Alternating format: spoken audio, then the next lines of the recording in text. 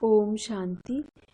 30 अप्रैल 2020 की बाप दादा की साकार मुरली के सार में बाबा ने कहा, मीठे बच्चे, बाप की श्रीमत तुम्हें सदा सुखी बनाने वाली है, इसलिए देहधारियों की मत छोड़ एक बाप की श्रीमत पर चलो। प्रश्न है आज का, किन बच्चों की बुद्धि का भटकना अभी तक बंद नहीं हुआ है? उत्तर में, जिन्हें ऊंच से ऊंच बाप की मत में व ईश्वरी मत में भरोसा नहीं, उनका भटकना अभी तक बंद नहीं हुआ। बाप में पूरा निश्चय ना होने के कारण दोनों तरफ पांव रखते हैं।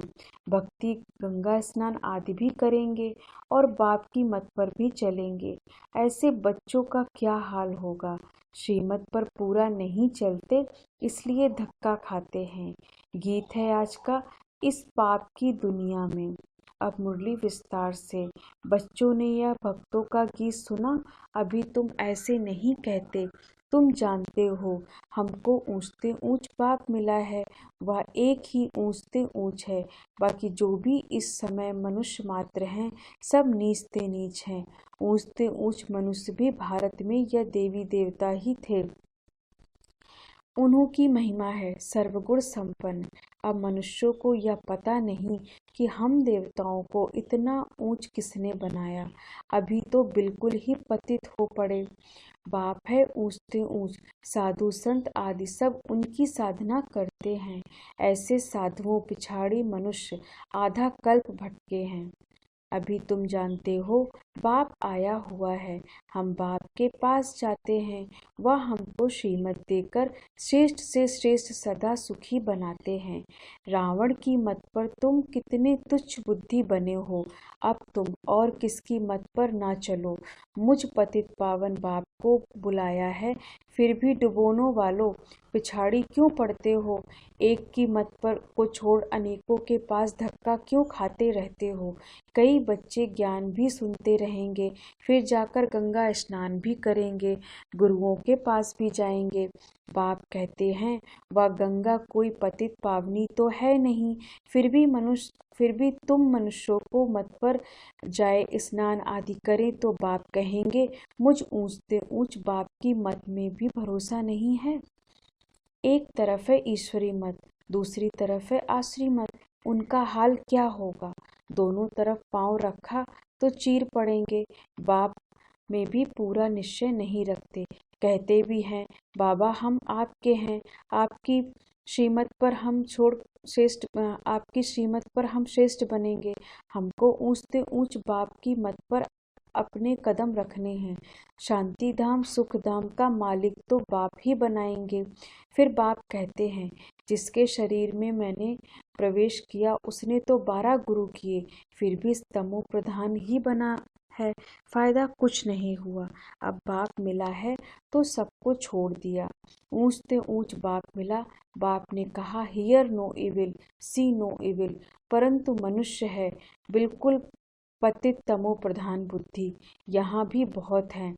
श्रीमत पर चल नहीं सकते, ताकत नहीं, माया धक्का खिलाती रहती है, क्योंकि रावण है दुश्मन, राम है मित्र।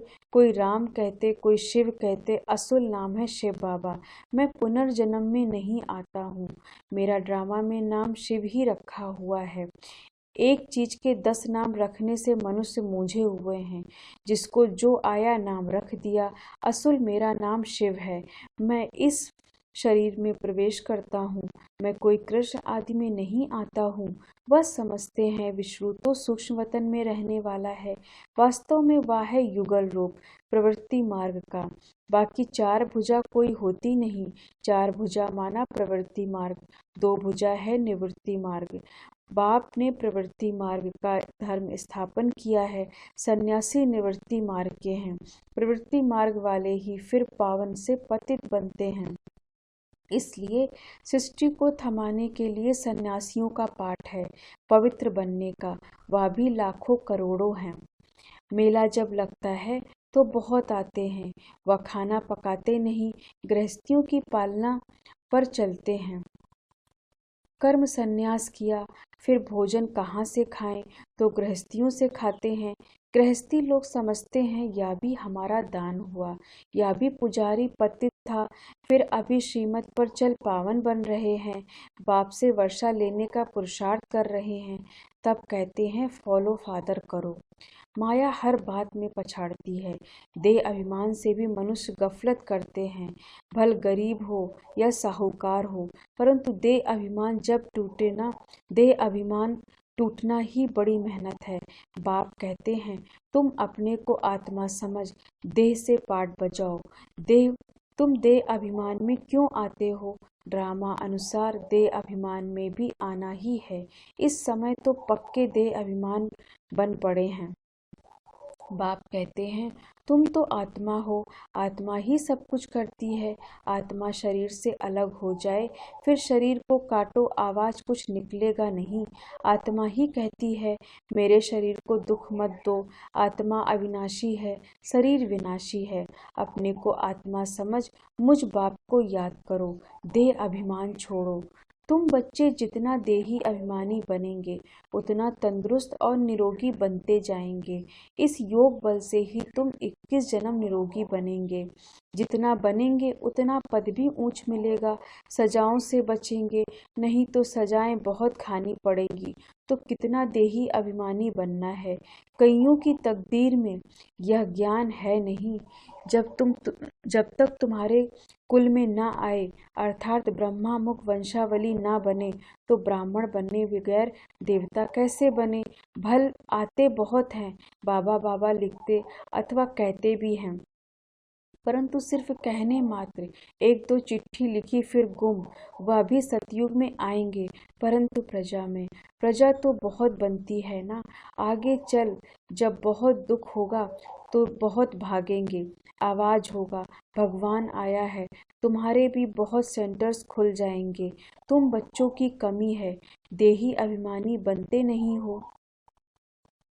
अर्जुन बहुत दे अभिमान है, अंत में कुछ भी दे अभिमान होगा तो पद भी कम हो जाएगा, फिर आकर दास दासियां बनेंगे। दास दासियां भी नंबरवार ढेर होती हैं। राजाओं को दासियां दहेज में मिलती हैं, साहूकारों को नहीं मिलती। बच्चों ने देखा है राधे कितनी दासियां दहेज में ले जाती है। आगे चल तुमको बहुत साक्षात्कार होंगे। हल्की दासी बनने से तो साहूकार प्रजा बनना अच्छा है। दासी अक्षर खराब है, प्रजा में साहूकार बनना फिर भी अच्छा है। बाप का बनने से माया और ही अच्छी खातिरी करती है, रुस्तम से रुस्तम होकर लड़ती है। देह अभिमान आ जाता है, शिव बाबा से भी मुंह फेर लेते हैं, बाबा को याद करना ही छोड़ देते हैं। अरे खाने की फुर्सत है तो ऐसा बाबा जो विश्व का मालिक है उनको याद करने की फुर्सत नहीं। अच्छे अच्छे बच्चे शिव बाबा को भूल देह अभिमान में आ जाते हैं। नहीं तो ऐसा बाप जो जिए दान देते उनको याद करके पत्र तो लिखें, परंतु यहाँ बात मत पूछो, माया एकदम नाक से पकड़ उड़ा देती है। कदम कदम श्रीमत पर चले तो कदम में पदम है। तुम अनगिनत धनवान बनते हो, वहाँ गिनती होती नहीं। धन दौलत खेती बाड़ी यह सब मिलता, वहाँ तांबा लोहा पीतल आदि नहीं होता, सोने के ही सिक्के होते। मकान भी सोने का बनाते हैं तो क्या नहीं होगा। यहाँ तो है ही भ्रष्टाचारी राज्य, यथा राजा रानी तथा प्रजा। सतयुग में यथा राजा रानी तथा प्रजा सब भ्रष्टाचारी होते हैं, परंतु मनुष्यों की बुद्धि में बैठता थोड़े ही है, तमो प्रधान है। बाप समझाते हैं तुम भी ऐसे थे या भी ऐसा था, अब मैं आकर देवता बनाता हूँ तो भी बनते नहीं। आपस में लड़ते झगड़ते रहते हैं, मैं बहुत अच्छा हूँ, ऐसा हूँ। यह कोई समझते थोड़े ही हैं कि हम दोजक में पड़े हैं, हम रौरव नरक में पड़े हैं। यह भी तुम बच्चे जानते हो। नंबरवार पुरुषार्थानुसार मनुष्य बिल्कुल नरक में पड़े हैं, रात दिन चिंताओं में पड़े रहते हैं।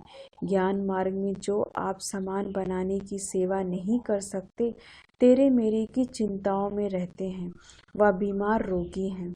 बाप के सिवाय और किसी को याद किया तो व्यभिचारी हुए ना। बाप कहते हैं, और कोई की मत सुनो, मेरे से ही सुनो, मुझे याद करो। देवताओं को याद करें तो भी बेहतर है, मनुष्य को याद करने से कोई फायदा नहीं। यहाँ तो बाप कहते हैं, तुम सिर भी क्यों झुकाते हो? तुम इस बाबा के पास जब भी आते हो तो शिव बाबा को याद करके आओ। शिव बाबा को याद नहीं करते हो तो गोया पाप करते हो। बाबा कहते, पहले तो पवित्र बनने की प्रतिज्ञा करो, शिव बाबा को याद करो। बहुत परहेज है, बहुत मुश्किल कोई समझते हैं। इतनी बुद्धि नहीं, बाप से कैसे चलना है, इसमें तो बड़ी मेहनत चाहिए। माला का दाना बनना कोई मासी का घर थोड़े ही है। मुख्य है बाप को याद करना। तुम बाप को याद नहीं कर सकते हो। बाप की सर्विस, बाप की याद कितनी चाहिए। बाबा रोज कहते हैं, पोता मेल निकालो। जिन बच्चों को अपना कल्याण करने का ख्याल रहता है वह हर प्रकार से पूरी परहेज करते रहेंगे। उनका खान पान बड़ा सात्विक होगा। बाबा बच्चों के कल्याण के लिए कितना समझाते हैं। सब प्रकार की परहेज चाहिए, जांच करनी चाहिए। हमारा खान पान ऐसा तो नहीं, लोभी तो नहीं। जब तक कर्मातीत अवस्था नहीं हुई तो माया उल्टा सुल्टा काम कराती रहेगी। उसमें टाइम पड़ा है, फिर मालूम पड़ेगा अब तो विनाश सामने है, आग फैल गई है। तुम देखेंगे कैसे बॉम्ब्स गिरते हैं। भारत में तो रक्त की नदियां बहनी हैं। वहाँ बॉम्ब से एक दो को खत्म कर देंगे, नेचुरल कैलामिटीज होगी। मुसीबत सबसे जास्ती भारत पर है। अपने ऊपर बहुत नज़र रखनी है। हम क्या सर्विस करते हैं, कितनों को आप समान नर से नारायण बनाते हैं। कोई भक्ति में बहुत फंसे हुए हैं तो समझते हैं यह बच्चियां क्या पढ़ाएंगी। समझते नहीं कि इन्हों को पढ़ाने वाला बाप भगवान है। थोड़ा पढ़ा हुआ है व धन है तो लड़ने लग पड़ते हैं, आबरू ही गवा देते हैं। सतगुरु की निंदा कराने वाला ठौर न पाए, फिर पाई पैसे का पद जाकर पाएंगे। अच्छा, मीठे मीठे सिके लधे बच्चों प्रति माता पिता बाप दादा का याद प्यार और गुड मॉर्निंग। रूहानी बाप की रूहानी बच्चों को नमस्ते। हम रूहानी बच्चों को की रूहानी बाप दादा को गुड मॉर्निंग, नमस्ते नमस्ते नमस्ते। धारणा के लिए मुख्य सार। पहली पॉइंट, तेरी मेरी की चिंताओं को छोड़ आप समान बनाने की सेवा करनी है। एक बाप से ही सुनना है, बाप को ही याद करना है, व्यभिचारी नहीं बनना है। दूसरी पॉइंट, अपने कल्याण के लिए खान पान की बहुत परहेज रखनी है। किसी भी चीज में लोभ नहीं रखना है। ध्यान रहे माया कोई भी उल्टा काम करा न दे। वरदान है, प्रैक्टिकल जीवन द्वारा परमात्म ज्ञान का प्रूफ देने वाले धर्म युद्ध में विजयी भव। अभी धर्म युद्ध की स्टेज पर आना है। उस धर्म युद्ध में विजयी बनने का साधन है आपकी प्रैक्टिकल जीवन, क्योंकि परमात्म ज्ञान का प्रूफ है ही प्रैक्टिकल जीवन। आपकी मूर्त से ज्ञान और गुण प्रैक्टिकल में दिखाई दें, क्योंकि आजकल डिस्कस करने से अपनी मूर्त को सिद्ध नहीं कर सकते, लेकिन अपनी प्रैक्टिकल धारणा मूर्त से 1 सेकंड में किसी को भी शांत करा सकते हैं।